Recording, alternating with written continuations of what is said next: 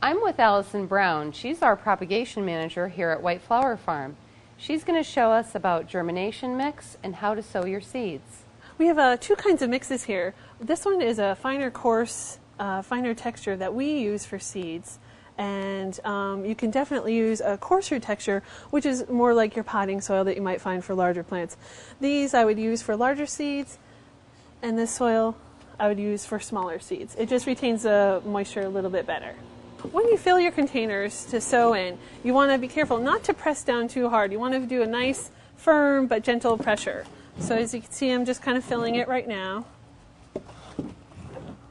And you want to try to have an even surface. So I'm just smoothing it over, giving it a slight tamp. And then we just tamp the soil ever so lightly, just enough to make a nice even surface. Now this is ready to sow. Today I'm sowing Eryngium giganteum.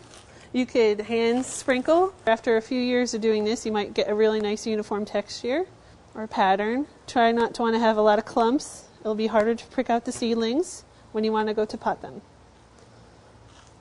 For this size, we aim for about 150 to 200 seedlings, depending on the variety and how big they're going to get.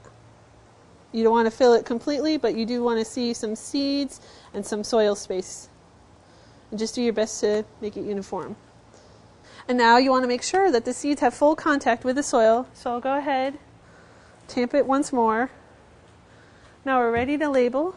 Label everything and date everything. That way you'll know if it worked or if it didn't work or if you could do it earlier or later. Now some seeds don't need a cover in order to germinate. Sometimes they need light in order to germinate. It's not the case for these Eryngiums. So I'm going to cover them with sand.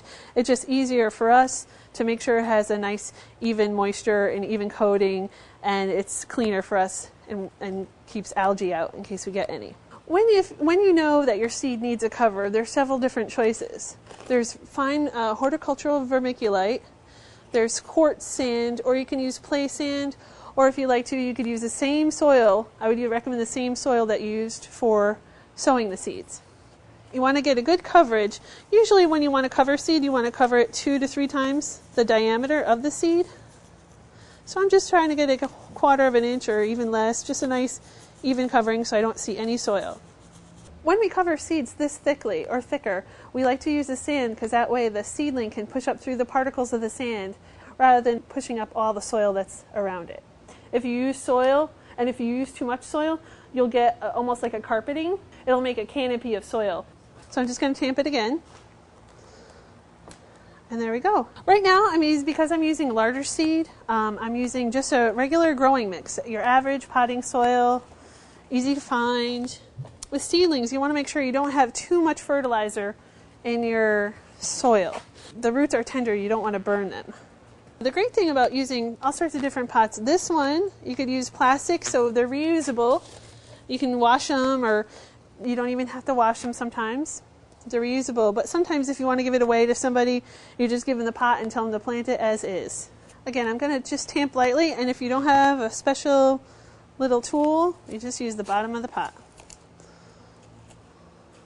If you have large seed and you want to bury it and you don't want to cover it again, like these Ricinus or castor bean seeds, take a tool or a pencil, a screwdriver. Again, I'm trying to get 2 to 3 times the depth of the seed. There we go, ready to label in water. When you're watering in your seeds, you just want to make sure you have a nice, even, gentle pressure. You don't want to use you want to try to get the droplet size fairly fine. A watering can works really well for that too. And now it's time to put your seedlings in a nice, even-tempered, sunny location and keep them moist.